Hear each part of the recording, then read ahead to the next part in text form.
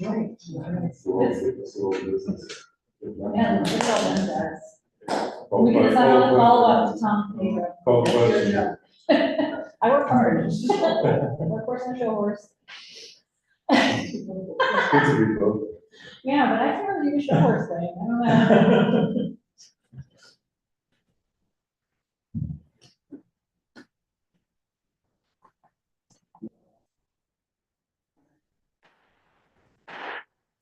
Good evening, I'm Councilwoman Joanne Ryan, calling the Special Commission for Taxation and Revenue regular meeting to order. It is Monday, October 30th, 2023, and it is 5:01 p.m. Madam Clerk, would you kindly read the roll? Chairwoman Ryan, Present. Vice Chairman DBS, President. Councilman Espinal is absent. Councilor Underwood, Here. Lawrence Mancini is absent. Sharon Cornwell is absent. Jane Driver, here. Tom Segura's absent. Boris Tolman, Present. 5 present, 4 absent. You have a quorum.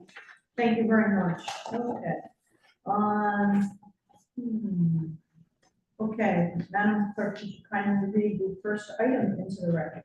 Item number 1, board discussion of tax revaluation and cities revaluation process. The following has been invited: Janice Muscatelli, Tax Assessor's Office; Michael Murphy, Deputy Assessor, Tax Assessor's Office; Patrick Donovan, presenter from Vision Government Solution. Wonderful, thank you. Madam Clerk, do we have, Lisa Priest on Zoom? Can you check to see if she's with us? I think she said she was gonna call in. Not seeing her, as of yet. Can you keep an eye out for her? If she jumps on, I'd like to know it. Absolutely. Okay, all right, so let's, invite all of you guys up to the table. We'll just take you all at the same time. We're gonna have the clerk, swear you in. You can set up the motions. Just stand and raise your right hand for me, please. Do you swear under penalty of perjury that the testimony you're about to give is the truth, the whole truth, and nothing but the truth, so help you God?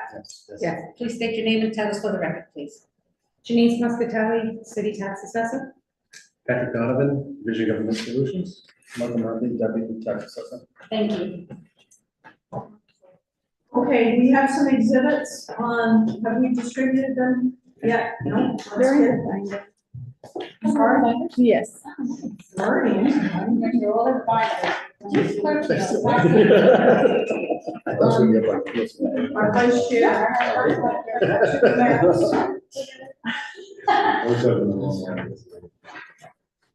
Yeah. Okay, so let's first enter, if everybody has knowledge.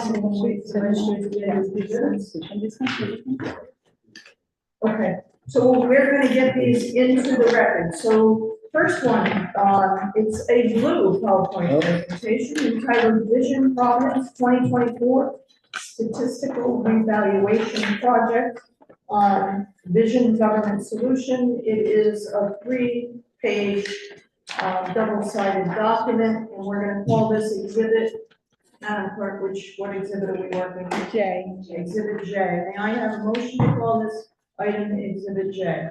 Motion made by Vice Chair Dubier, seconded by Second. Commissioner Stolzman. All in favor, aye. Any opposed? Ayes have it. Motion carries. We have Exhibit J into the record. And now I have a lovely orange PowerPoint presentation, multi-page, double-sided presentation entitled Presentation for the Special Committee for Taxation and Revenue, dated October 2023, from the Office of the Tax Assessor. Let's call this K, Exhibit K. Motion made by Vice Chair Dubier, second by Councilman Stolzman. Commissioner Stolzman, I promoted him. Yeah. All in favor? Aye. Any opposed? Ayes have it. Motion carries. We have Exhibit K. And now we have, we have a two-page document entitled, "What is a statistical update for full revaluation?" We're gonna call that Exhibit L. May I have that motion? Motion made by Vice Chair DeVier, seconded by Commissioner Stiltzman and Councilwoman Andrew. All in favor? Aye. Any opposed? Ayes have it, motion carries. Okay, J. K. and L. Who will begin the presentation this evening? Mr. Murphy. Okay, so we have Murphy, Donovan, and Muscatelli. Hi, Denise, hi, Jim. Sorry, I went out yet. Okay, Mr. Murphy. Thank you, Madam Chair and Commission members for inviting us here today. I'd like to briefly talk to you about the evaluation process and the cycles. Revaluations are done by Rhode Island general law. They're done on a 9-year cycle, 2 statisticals every 3 years, and then on the 9th year. You know what, Mr. Murphy, I can hardly hear you, I don't know if it's me, maybe we can close the door, and if you could maybe turn your posture to face us, it might help, and if you could speak loudly. I'll try, I don't like speaking in public. That's okay, we're very easy to get along with. Okay. So, and speak slowly and loudly, please, because it is difficult to hear for some reason. Oh, it's better now, it's the door. Please begin from the beginning, I'm sorry. No worries. So just here to talk a little bit today about revaluations. I just explained the cycles. It's done, it's state mandated, but on general law to have a statistical every 3 years, and then a full revaluation on the 9th year. The difference is full revaluation, we go and try to measure and inspect every single property, as well as do statistical market reports, review different trends and analysis and current conditions. And the statistical, we do not do the full measuring list, but sales are still visited, as well as permits to see if there's any work or any differences done to the property over that cycle. They're all done on a mass appraisal method of evaluation, and mass appraisal valuation method, we use the cost approach, the sales comparison approach to derive the final assessment, and if it's an income producing property, we'll consider the income approach as well. And the mass appraisal, as you might figure, is done on a large scale approach, and then we narrow down different factors to the individual property. As opposed to a fee appraisal approach, where that's done more on an individualistic basis, whereas, you know, somebody might apply for a loan to purchase a property, and a fee appraiser is hired. They use median comps in the area, not on a large scale holistic approach. So as we go throughout the process, once we send out impact notices and the taxpayers get their preliminary value, and if they disagree with their assessment, there are different stages that they have to go through, and there's 3 questions that they should typically ask themselves. One is if their data is correct, the number of bedrooms, bathrooms, square footage correct, etc. If it's residential property. If it's income producing, also they can inquire about the income and expense data that we had used. And secondly, they should ask themselves if their value is in line with others on their street, because that's the next determinant factor. And lastly, if their values are in line with sales for the area. And there's different public resources or private resources to use as a taxpayer, Redfin, Zillow. You can hire an appraiser or a realtor to help you. And after that informal review, we have the remaining stages to go through an official appeal. The formal review is only done on reval years. And then you can go to a first appeal with the assessor. That has to be done within 90 days of the first due date of their bill. We will perhaps make a change, we perhaps won't, but there'll be another opportunity for them to go to the Board of Tax Assessment and Review. That's the BTAR appeal, where the same process will happen. They'll talk to a certain number of board members, express their opinion, and they'll get a decision. Should they still be aggrieved, then they can go to Superior Court and have their case heard there. Lastly, our next reval year, as probably know, 2024. Our last reval, full reval, was in 2018, and our last statistical was in 2021.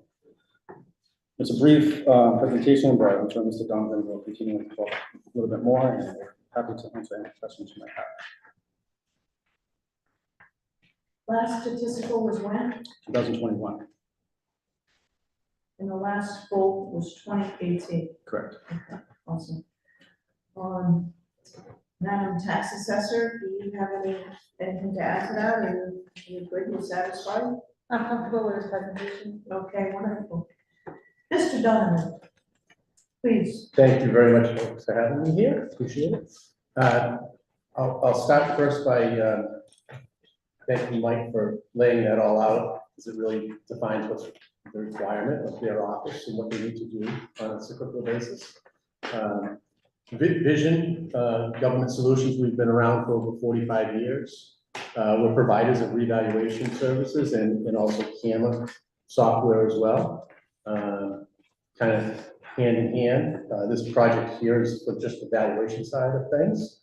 It is a statistical analysis type of revaluation, not the full. We kind of go through the process and steps as we move forward with this. But a little bit about Vision, a little more about us. Like I said, we've been around for over 45 years.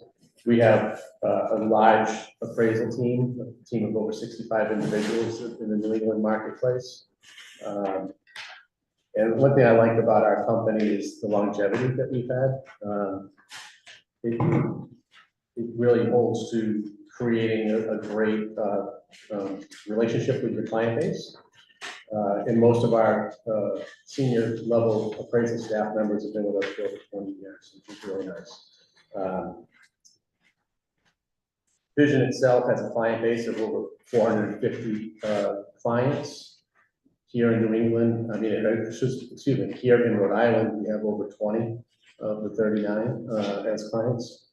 And we're excited to do this project on this statistical update cycle.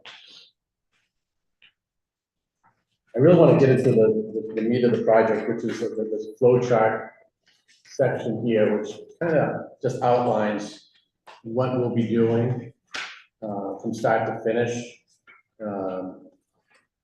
And the key thing is, from what Michael mentioned earlier, the biggest difference between a full revaluation and statistical is that data, the second point in that flow chart, you're either visiting every property on site, or you're only going to properties that may have had a change in value due to a permit or has had a property transfer.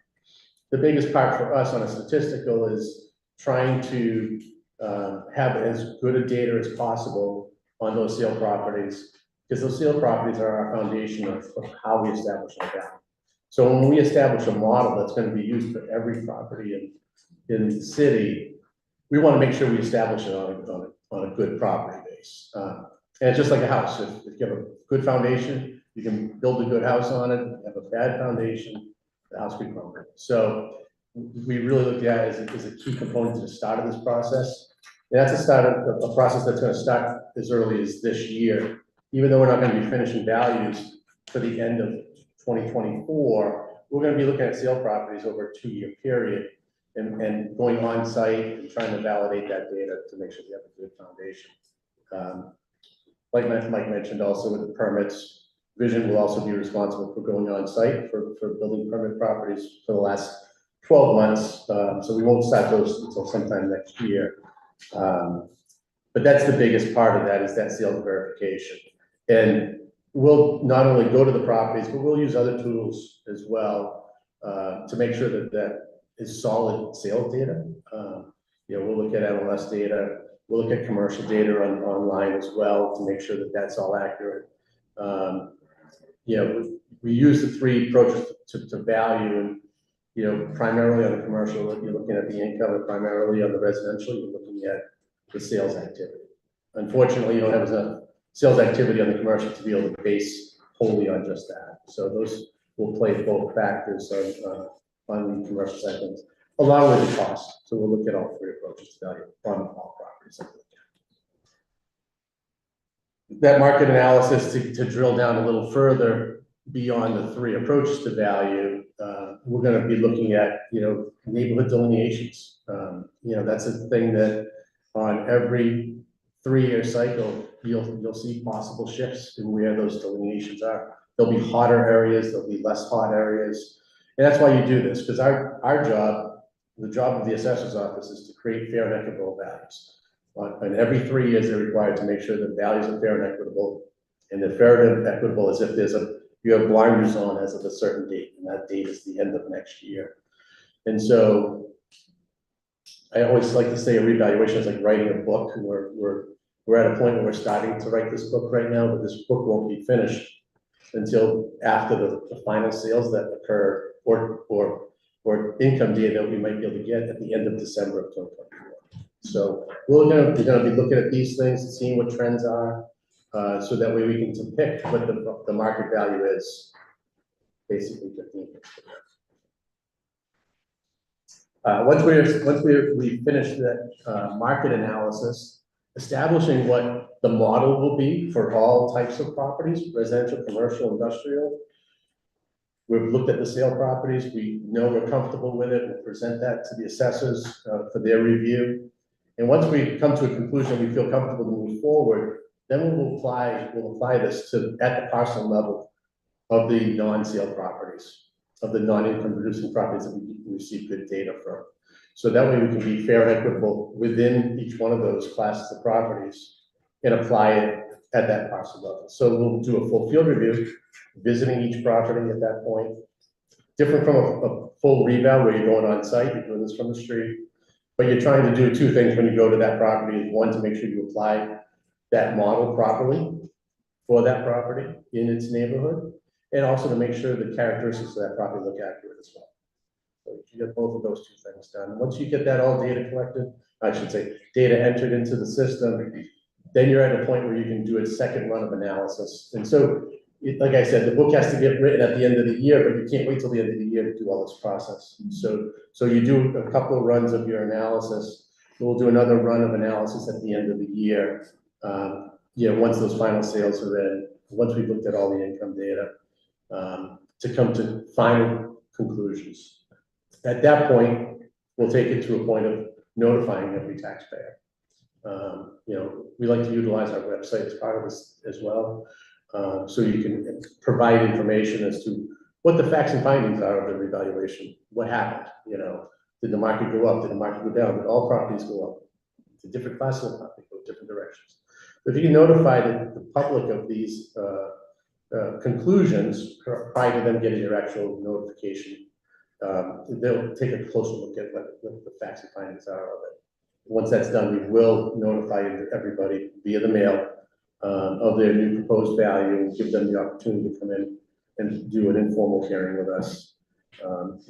Once that's completed, we'll do a final run on the analysis from the conclusions of what came into the taxpayers.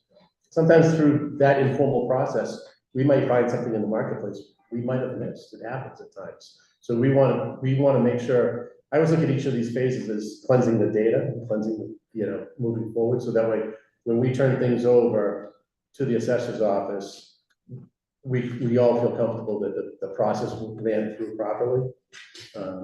Anybody that comes through and does the hearing with us will get a second notice if the value changes. And then we'll turn everything over to the city, which will be probably, I believe, the first week of April of 2024, I think is the conclusion of the contract. 25. April 7th, 2025, sorry. So I just wanted to conclude with a couple of things. And when we do this, and I say the book hasn't been written, there's no, the city itself is going to determine the value. We have no preconceived notion of what the value is for any property or any class of property at this time. We want to let the book be written, so that way when we have a conclusion at the end of this, it is representative of what the marketplace is in the city. And that's us doing that in-depth study. So those are two big points I just wanted to make sure I made a point. Just a couple of points of clarification for us. Go right if you ahead. will. So you've done valuation work for the city in the Correct. past. Yes, So last year, you did not do the statistical, the 2021 was provided by a different vendor. okay, who was that vendor? New England? Northeast revaluation. Okay, and what about, when the last full reval was done, was that The you? 2018 was this. So you did, Vision did the last full, correct? So you just testified that, there's no preconceived notion of value. Do you use any of the data that, will you use any of the last statistical reval from another company? We won't use the results of their study. We'll start our own study.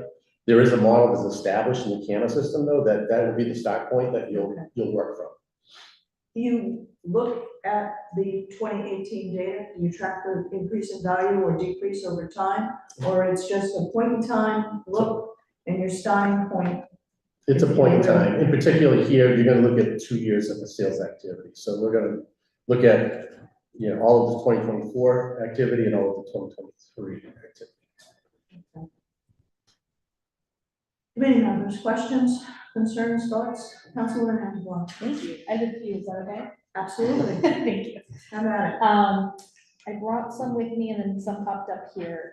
So thank you, this is great, this is really helpful.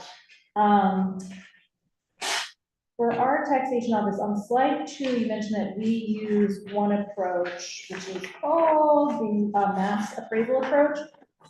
Do other cities use other approaches, and like, how do we determine that one? Oh, they're all doing a mass approach. Okay, I didn't hear that. That's statutory. that's that, we're required to do that. It's a mass appraisal, yes. Okay. And, Statutorily required. Mass appraisal approach. okay, The question posed was, all communities use the same approach and they all have to use the same approach. okay. So like communities in other, thank you. Communities in other states might use a different approach. That's a possibility. I wouldn't know that. If you like. Oh, yeah, I can please, follow up. yeah. I would love. Right, yeah. Yeah, I mean, we do revaluation work throughout all of New England. All of New England does mass appraisal. Okay, And every other state that we work outside of New England also does mass appraisal. oh, wow, okay. Do you do all, I'm sorry. Oh, please, to interrupt. Chairwoman, Do you no. do all city and towns in Rhode Island? I would love to. Okay, that's a good goal. How many? We do Oh, like half we of do it. it just over half. Over half, okay. I'm sorry. Oh, Please no, thank continue. you. When you guys are doing the revaluation, how many variables are used for each property? Like, how many things are you looking at per property to determine the valuation? It's a very good question. There are a number of, I don't have a number to give you. But there are a number of things, and it will change actually. The point you brought up of 2018 versus now, like something in 2018 might have been a hot topic in the marketplace then, that might not be now. Yeah. And vice versa, it might be something now. I mean, you could have a charging station in your house now that might be something that is important for somebody, Security might be something that's important to somebody that might not have been 8-10 years ago. So those types of things, and that's why we look at multiple ways of determining on the market analysis, on the sales activity, what's important to the buyer and seller, to determine, can we break these values out? So what you try to do is do paired sales of properties to be able to say, oh, there is value being held for this particular item. So that's just part of If that. I may, Please. but you probably Commissioner have, Stokesman? 10 or 12 based on age, square footage, age, condition, Yep, right? So just Correct. so we have. square some footage record, square- start, that would be primary, the condition, the age, your heating system, your flooring type, your, that's all just building, then you get to land, and your location factors, so there's a key dozen easily before you start drilling down, like, that are those key components. And then, thank you, those were good clarifications. For the things that change year to year, are you looking at like I have an EV charger, maybe whoever buys my house next in 30 years, we'll be really excited about that. No plans to move. So you're updating like what rubrics people are excited about in the moment, like with each reval, or? You have to take it into consideration. Okay. You do. I mean, and it might be something you might track because it might not be in the marketplace yet. but you might want to start tracking it because it may be even 3 years from now. So, Do you need to get a permit to put in a, EV charger? I don't think I needed a permit. I You- used a you- licensed electrician, so he may pull the permit for me. I was gonna say, that we need an electrical permit. Yeah, I had to use a licensed electrician. so you would have the benefit of permits pulled for any Mhm. changes in the properties that you're looking at. I keep interrupting. you. No, that's, Councilwoman, these are fine. great. May I ask one more on that same Commissioner one? Saltzman. I apologize. This- I've never asked this question, and I've never seen it in your work, but, are there any of the factors, 2021, whatever they are, that are not related specifically to the property, but to the proximity to other things, proximity to schools, proximity to bus lines? Are those ever factored in? They definitely could be. Like I was saying, when you get to the land and location factors, there are definitely location adjustments that are made for a number of items, close to a golf course, or vice versa. I'm up against a railroad. You know, there are different factors that you have to take into consideration. Thank you. How about crime? Oh, yeah. Yeah, yeah. And you might see different neighborhoods change because of that.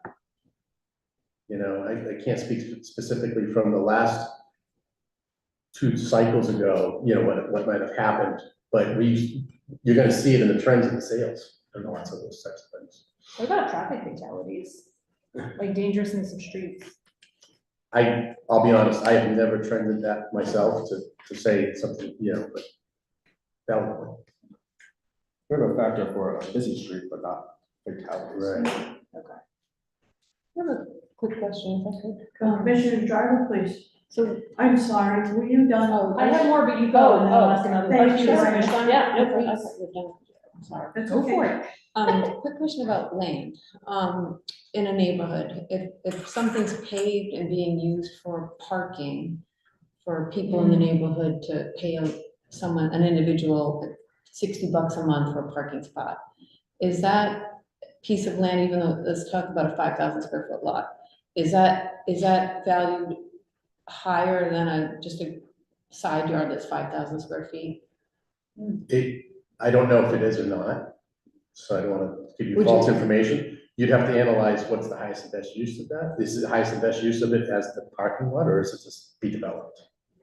So you might have to take that and then look at the value of use to I say, would think okay, the there is an income stream here, so you have to look at that as well. So an income stream makes it a higher. I'm saying it could, I'm not saying it is. I like grass, but you know, obviously if you're getting $60 a spot, it might Right. be more valuable to somebody else, so. So how do you tax that? Yeah. If, in that case, you have a vacant lot that someone's Well, it sounds like charging. it sounds like it's an improved lot. Yeah, I just want to clarify, Yeah. there's a difference of, is this a vacant lot in a neighborhood? And that the owner is just making a little side profit by allowing his Well, neighbors. 10 cars and $60 a month, let's just say. Well, that may be something we're not even aware is happening. Now, if you're talking about here in the downtown area, we're well aware of which parking lots are actually used for income. Those properties are gonna be looked at based on an income approach, because that is their use, and more than likely the highest and best use when you're downtown. Having vacant land downtown isn't gonna be as valuable as having a parking lot. But if you're talking about something in a residential neighborhood, that's a little bit unique. That's not something that happens on a regular basis. So for us, we might in our office only know that property to be a vacant lot, vacant side lot. Now, if it's being used for something else, I wouldn't necessarily have a way of tracking that other than we're driving by and we might just think it's somebody's parking space. They decided. to Does leave the there. 3-1 system allow, residents to report such activity? Is there a place for, They could certainly report it directly to the assessor's office and we'll take a look at it. But in a residential neighborhood, that may not be the highest and best use of the property. It depends on where this property is that I feel is a specific property that you're talking about. No, I'm talking about just random parking lots that someone has paved and they're charging tenants to park there in any neighborhood. I'm sure you have them in your neighborhood. oh, yeah. Is that a component of the contract to actually have vision appraisal as they're evaluating property if there is vacant land in the neighborhoods, that they figure out what's going on with that? I mean, obviously. Well, we may have already figured out what's going on with them. I mean, especially if they're accessory lots next to apartment buildings or multifamily. Those rents that they're being charged at those properties probably are predicated on the fact that they have this option for parking, whether it's charging them 20, 30, or 60 hours of space. I'm sure the rent itself, they're getting tenants there because there is available parking. So, Yes, please, go I was ahead. gonna say, for like if we're valuing at highest and best use, do we assume the surface lot is the highest and best use? Or like, I'm thinking now of a specific example, just to give a specific one, North Main Street, which I think about like 90% of my day, is, there are all these surface lots, particularly I can think of one on like, at like right around Third, it's paved, it's a surface lot being used, but like, its highest and best use is probably actually commerce. Or housing or something else, but like it is a surface lot and it's kind of being taxed as a surface lot. So what do we mean by like highest and best use? Oh, if I may, Yeah. it really depends on zoning too, whether it's residential, commercial, they might have paid over a residential lot, which is in our standards and terms, illegal non-conforming use. So, we would assess it as such, and have that factor applied to it. If it was commercial, then it would just be an income producing property. If it's residential that has a paved, asphalt over it, I mean, that's a non-conforming use, that's not really the highest investment of that property. Okay, but it could just be a surface lot that a company owns and is selling spots at, and that it's zoned for that, it's fine to be that, and we're assuming that's its highest and best use. Okay. Which is a bummer.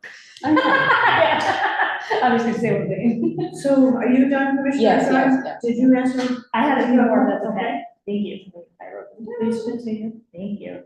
A few others. So one is, so if the model has a number of different factors, like how many bedrooms, or does it have, how big is it in total? How do you like account for differences like to those factors? So like, for example, my house has 3 bedrooms, they're quite small.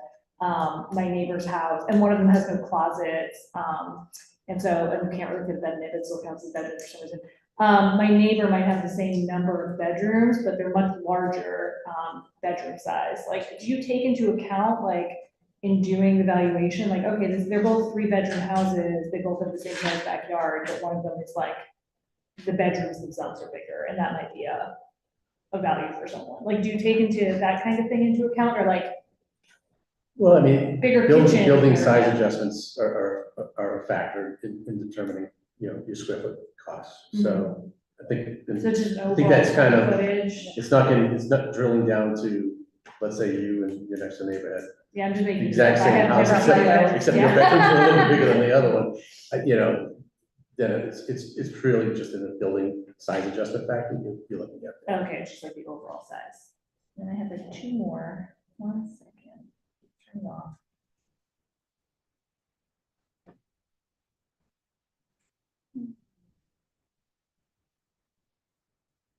Do we ever, I guess one other question I have is, do we ever see like neighbors on the same block seeing like big, like different types of swings in their tax bills at a reval? So like mine goes way up and my neighbor's goes way down. And is there some sort of like correcting factor for that? Like, is there, like you were mentioning like a neighborhood by neighborhood adjustment, or not adjustment, that's the wrong word, but like look at it? Like, how do you? It's kind of. That's not a specific. Kind of a broad question. Yeah. I mean, a number of things can play here. I mean, you can have different types of properties, and you can have a condominium next to single family. Yeah. Condominium Or like percentage wise similar might be housing. going Yeah, up yeah. at a different rate. But similar style, Yeah. just taking Yeah. residential, Similar, yeah. single family homes, if they're in the same neighborhood, in the same characteristics, Yeah. they should probably be, unless something's in error prior, should be going up relatively similar. Okay. And my final question, sorry, is, for the process you outlined of like I think there's more to it, the 90 days from the when the tax bills go out, where do regular people find this? Like, if like one of our constituents is like, oh, this doesn't feel right, like, how do they even know what they're supposed to do? They could find it online, it's on our website, It's on it's your on the website. tax bills also. Okay. There's multiple outlets. We do have it on our website. We do have it on the back of the tax bill. And it is, excuse me, and it is advertised in the Providence Journal. Oh, it's in the Providence Journal. When they do go to their informal review with the evaluation company, I'm sure they'll state what the next step is. Okay. How many challenges do you have on average typically in a year to value?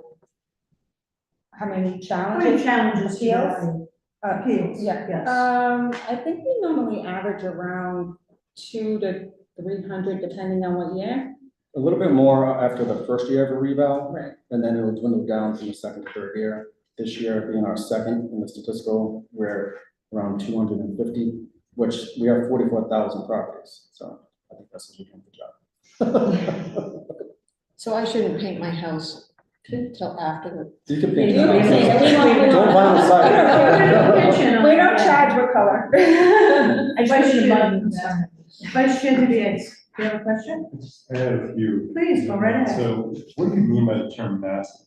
I mean, mass Mass appraisal? appraisal. You want me to? Sure. Sure. So mass appraisal is the appraisal of man, basically what it is. So instead of doing an individual appraisal like you would have for a bank for your refinancing or purchase, it's valuing one to many. It's so you're doing a valuation scheme on 44,000 properties. Which is sort of the definition of statistical review, right? Because it's not individualized. It's not individualized. You're utilizing a model, you're gonna establish a model and then apply that model to every property. I want to ask you about apartment buildings, larger ones, like, 20, 30 units, because they've seen some of the biggest increases. Like, how do you value those? There's not very many sales. A lot of it's income based.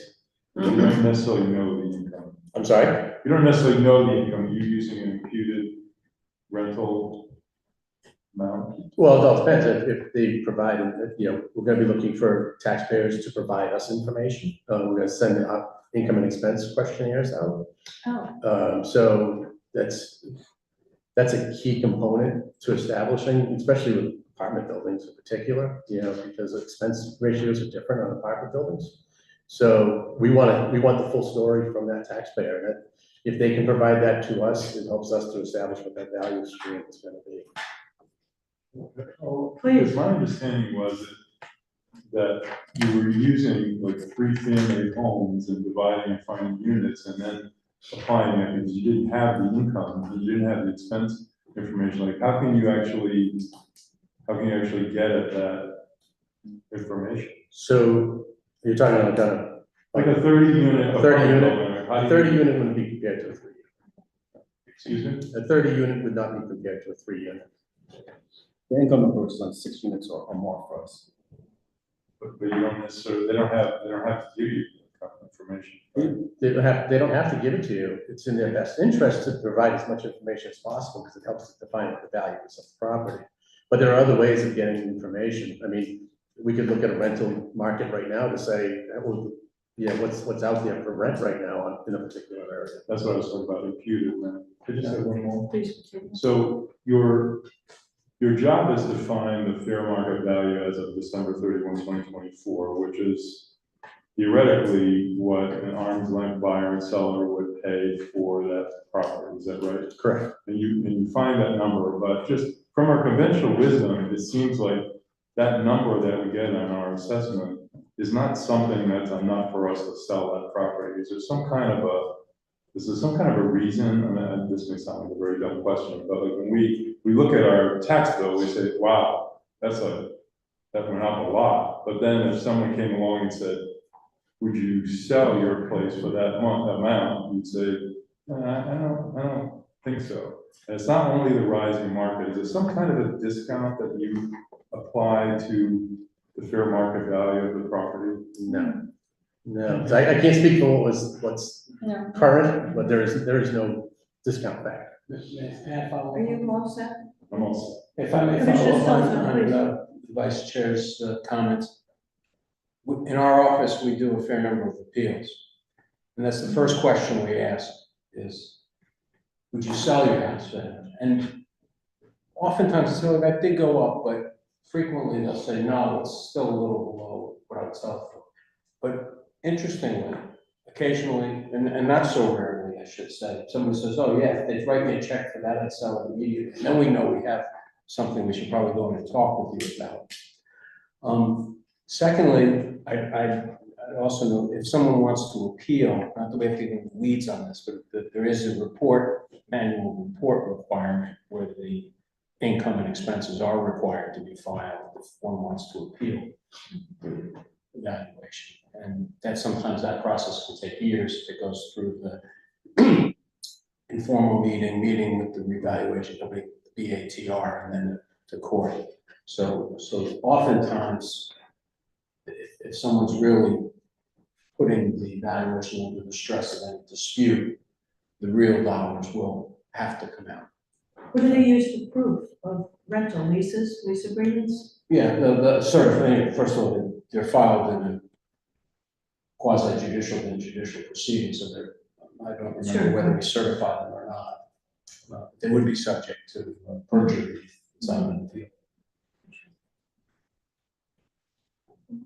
Certainly, Councilwoman Angela. Thank you, Chairwoman. You had mentioned collecting the data on income to Vice Chair's question. What other data are you collecting from individuals, and like how are you doing that? That's the on the commercial side? Commercial or residential, like how are you collecting data for folks? Is it So voluntary surveys? So on the residential side of things, I don't know if the question I asked, correct? So yeah, so we're not asking for anything else from the Okay. public interest. It's different from a full revaluation where we would be, you know, so. But then on the In commercial residential, I'm side- sorry, it goes up to 5 units, correct? Correct. So from 2 to 5 units, we utilize supposedly the rental income, correct, for valuation? We don't. No. We don't. It's all sales. So 6 and over, we use employer survey and we ask the owner to help us by giving us what they're earning. Correct? We also use other sources, a lot of online sources. I mean, you can easily go to, Chestnut Commons, all their rents are advertised online. We also use other sources like CoStar. I'm sure some of you are familiar with CoStar. It's a plethora of data for commercial analysis. There's many factors to use besides just the surveys. But those like the Councilwoman, please continue. oh yeah, but like the people living in this 30-unit building, are they each getting a survey, or are you surveying the owner of the building? Like, who are you surveying? It's What the data owner. are you doing? The owner. And he or she may or may not know the income and things from the, is it the income? They will know, and will they supply it? That's a whole other Okay, story. okay. I got it, yeah. What's the difference between a 5 unit or a 6 to 10 unit Financing. apartment? Excuse A me? lot of times it's financing. They have to get a commercial loan for 6 or more. Sometimes you can do it for 5 or more, but 6 or more. So financing is different. Mhm. What about the valuation process? Then we would utilize the income approach. Okay, It's also state statutory classification. The state tells us that we have to look at 2 to 5 family units as residential property. yes, So- Commissioner Drew. You can get a residential mortgage on 4 and below. And 4 and above, you need the huge fire alarm. It's like a big $35,000 situation. But you can go on MLS and get rents on most, you just Google the address and all the rents are right there. That's Because realtors are really good at saying it's close to all these amazing things and you're gonna pay $2,000 a month. Blah, blah, blah, I'm you a know, realtor blah, as blah, well. blah. So anyway, it's pretty easy to figure out what rents are. But I mean, there's a difference though. A lot of times those rents aren't advertised as they should be. Sometimes they're not advertised as at all. Realtors will also intentionally leave them off. That way it doesn't fit so if it's the self-sufficiency standard on the appraisal, So there's other, Right. so you have to take those rents with a grain of salt. But I'm talking about the rental market. There's a lot of people that are looking to rent their apartments, and as realtors, we put those in the MLS now. So Oh, everybody yes, can see. yes, yeah, there's a small sample size. But we do leave off rent sometimes, just because, well, you don't want tenants to see what the other tenants are paying too. You know what I mean? So it's just a weird thing. Vice Chair DeVos. So you said about 200 to 300 appeals, that includes all appeals? Even internal ones, out of how many? I think there's 44,000 processes. Now, mind you, a property owner will own multiple properties, you know, it's commercial, it's a lot of times they'll own the building and the surrounding lots next to it, they might own multiple buildings. So it's not 44,000 property owners, it's just how many parcels in the city. But that's still like less than 1%. Yeah. That means 99% of the property owners are satisfied with the valuation. Yeah, it just doesn't seem, Or they don't know how to do the process. doesn't seem to, seems like it's not as aggressive as it. If it was true value to me personally, you'd have more dispute. We would have more dispute? Commissioner Stelzner? Sorry. I didn't understand, you think we should have more dispute? If you were setting a value and you were trying to aim at that actual fair market value, the fact that 99.5% of people are satisfied with that number seems like that number is a little lower than fair market value to me. It just seems like statistically you'd have more people upset, but. So you do get a higher number, you know, we're looking at, you know, more of a formal appeal when we get to an abatement process. You know, on our side, we see a higher. Okay, so there is more. You know, and that first one, on that informal appeal process that we provide, right now, we're probably seeing anywhere from 3 to 5% on average. That makes sense. Okay, thank you. Okay, that I appreciate it. Yeah. Thank you. Good question. Thank you. I was gonna make that same comment, that the informal appeal, sometimes there'll be a factual error. Yep. You have it down as 4 bedrooms, it's really only 3. The councilors and commissioners, I would argue, room without a closet is not a bedroom, it's a mere existing additional room. Yeah. And we should save a couple of $1,000 a year in taxes for you. I'd also, the system is set up to look backward. And we've had a period for a good 7, 8, 9, 10 years now with steady appreciation. So if you think about it, everybody's saying, oh yeah, it's probably 2 years ago, I would have sold it for that amount. And it's a 2-year-old database. Appreciate it, thanks. Keep in line with that same thought. What is your expectation of value? We've seen dramatic increases in value this last year. So I'm, concerned, and I was wondering if you had any I models. wish I had a magic ball. Okay. Unfortunately, Is your no. expectation that the values are going to market what we're seeing in the marketplace, the sales activities? I think we could have a great conversation about what the future will be over the next 12 months, and I don't know if any of us will be 100% right. You know, there's certain factors that play into it. You know, we can see where it is now compared to what it was 12 months ago. You know, interest rates have gone up, volume has slowed tremendously, but the prices aren't dropping tremendously, which a lot of people thought that was going to happen when the interest rates went up. There's still bidding wars out there. So, you know, it's the market's a little different than the last time it had a correction. So what will it do over the next 12 months? I'm not sure. You know, I think, like I said at the beginning, we've got to kind of let the book be written. We got to see what these sales do over these next 15 months or so to see what happens. I'm sorry. Commissioner Stelzner? Sorry for speaking so much, but No, since that's I'm playing in the okay. I sandbox. appreciate it.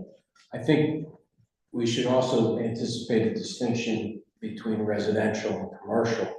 Correct. Because the stress on the commercial properties because of rising interest rates and COVID and the impact that had and still has in terms of recovery on retail, foot traffic, commercial office occupancy. No question. So it's good, you guys, I apologize for such an informal. That's fine. We can't take the You jersey can, out you of the boy. I'm very comfortable with that. Don't worry about it.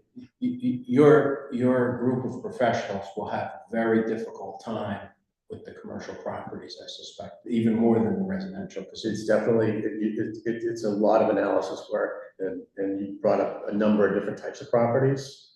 And each one of them is unique to themselves, you know, office space is unique to what's hotel and motel doing, you know. Hospitality, you know, we all saw what happened through COVID, and we saw a lot of things rebound back, and other things that have not, and there's gonna be different markets, you know, now for certain things that were different than pre-COVID, moving forward when you get into urban environments. Commissioner Jordan. Back when there was neighborhood stabilization money and home funds, a lot of developers were buying 3-family houses and taking advantage of that money and putting an affordable unit in, and then selling the house to an owner occupant, blah, blah, blah. So there was a cap, 60% of median income, 70, 80. So when you guys do your evaluations, do you look to see if someone has a restriction on their property that they can only rent out their first floor for $900 a month? Are they restricted on their For sale 30 property? years, so 15 years, 20 years, there's a variation So that would on be something we that. would have to take a look at. We track them in our. Do you try, okay, because I was going to say that they show up in a title search, but it's not common knowledge sometimes that there are those restrictions. Yeah, we do track those. So they get a lower tax, the assessment may be lower because they get that restriction. Historically correct. Okay, good. I hate to make any judgment of what it will be Yeah, moving yeah, forward, yeah, but no, it's that's something. Anybody else? I'd like to recognize Lisa Freeze, Solicitor Freeze is with us via Zoom. Lisa, can you hear us? I can you hear me? Do you have any words of wisdom, pearls of advice for us based on what you've heard? I've come late to the game today. My apologies, but are you asking for advice on mass appraisal process? No, I think we're good, unless you'd like to add any comment on the mass appraisal process. No, I think some of the things I was hearing were concerns around the table about appeals, and I think I can just add a Providence feel to that to answer maybe some lingering questions in that the informal hearings are a wonderful way to work towards that fair market value. We also have 2 levels of appeals, and the Providence Superior Court docket is the largest appeals in the state. That is standing at 116 appeals to date, and that does not mean per property. That's just per case, which could have like 20 properties or so attached to it. So it makes sense to me that the capital city would have the largest appeals in the state. Judge Leach is mindful of that. He's the one that hears the appeals process in the court system. And so it seems in line with the numbers in other towns and cities. Thank you. Any questions for the solicitor? None? Okay, I have a question. Do we have anywhere valuations over time by property that we could look at? I'd be very interested in seeing the movement in values. Be nice since 2018, since the full reval. I just would like to see where properties have moved on, and I'd like to break it down with multifamily number of units. If you could get that granular, I think that'd be interesting. And if it's too hard to go back too far, don't, just give us a couple of years. I just would like to see that, as well as commercial. Was that already provided? I thought we did provide it, but I'll double check and see what I have, and if we haven't provided that, we're happy to. We'll look at it. I'll call you. Yeah. And if we want something more. What about commercial property values? The same, you'd like to see this? I would. And I'd like to see the values broken out between 2-family right up to, 10-unit apartment houses, if possible. Madam Chair, you may recall, page, You got it? yeah, in our initial handout, Special Commission for Taxation and Revenue, September 2023, page 10, had a chart showing single family, 2-family, 3-family, residential vacant. And then I think there was on page 12, by ward, evaluation changes. So there was some from 2015 to 2015. And But it then, only went up to, 4-unit? 4 or 5-family residential condo, yeah, it just went up to 5-family.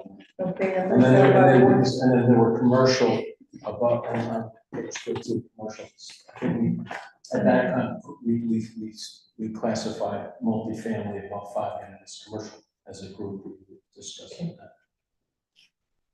I'll speak to you tomorrow and see if we need to expand that at all. Thank you for Yeah. pointing that out. It saves everybody some work. Okay, I don't have any other questions. When will you begin the work? I know the contract was just signed. Yeah, just What are signed. the next We'll- steps for you? Yeah, our first steps will be the sales, we'll start doing some sales inspections. Probably sometime, maybe towards the end of, we're almost in November already, so maybe the end of November timeframe. We'll start to go out and start looking at some of the sales. Next one. Yes, Commissioner Stelzner? The nonprofits who are tax exempt. I know we don't tax them, but we carry valuations for state pilot purposes. Are they included in this process? We've got all real estate. And the nonprofits that are tax exempt, do they ever appeal those, or do they just not care because they're not paying taxes on it? I've never received an appeal from a nonprofit. But then we do know, like, the value of the land and whatever that's there, even though we're not taxing it. Yes, and will have a value. Okay. Is that everybody's happy? Everybody satisfied? I thank you very much for putting this presentation together and sitting and answering our questions. We truly appreciate it. Next meeting for us is when? Wednesday, the 8th? Let's look.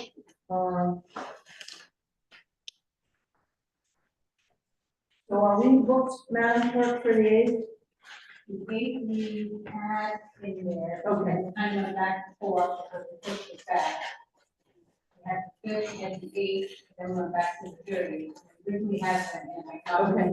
We need 8. We need the 8. Is everybody available? That's gonna be the TSA discussion. Oh, great. So we're gonna look at all the TSAs, we're gonna look at the revenue, we're gonna look at the TSAs that are coming off in 2024 and 2025. It'll be interesting to see what they'll remove from the tax agreement to full taxation. It'll be interesting to see what what those values are. We'll get a list of those, Joanne? Pardon me? We'll get a list of those? Yep, you're gonna get a full analysis of all of them. We've invited Gina, the auditor, we've invited the woman that does the TSAs, I can't think of her name right now. Just thank you. She does a wonderful, wonderful job. She's coming. We're gonna have David Collegian. Who else? I think Larry may be presenting. I'm not sure. Maybe even you. We'll see what we have in store, but we'll build out a nice presentation on the 8th. Oh, and Commissioner Sagoras wants to present to us his philosophy or his thoughts on a sales price valuation process that he has, that he wants to talk to us about. So we'll look at that as well. So that's it. There is no further work before the body. I have a motion to adjourn. Motion made by Vice Chair Didier, seconded by Councilwoman Amanda Watt. All in favor? Aye. And opposed? Ayes have it. Motion carries. We are adjourned. Thank you very much. Chairwoman.